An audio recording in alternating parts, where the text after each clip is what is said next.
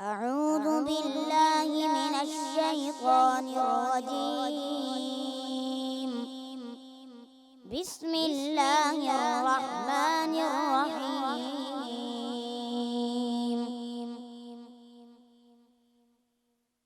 يا بني إسرائيل اذكروا نعمتي التي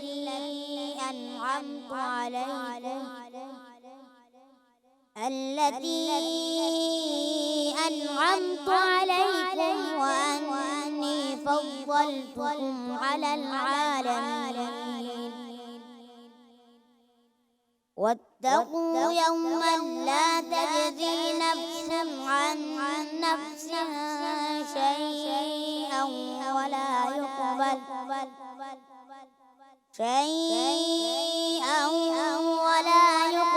منها عدل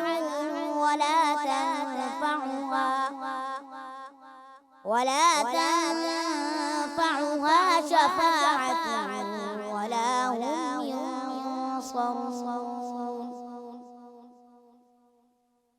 وإذ ابتلى إبراهيم ربه بكلمات فأتمهن قال إني جاعلك للناس إماما قال ومن ذريتي قال لا ينال عهدي الظالمين. وإذ جعلنا البيت مثابة للناس وأمنا واتخذوا من مقام إبراهيم مصلى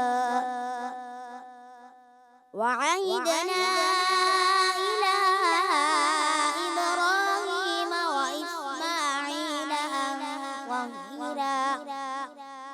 أن طهرا بيتي للطائفين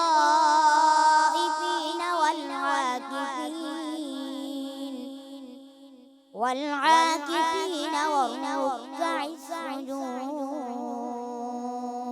حسبك.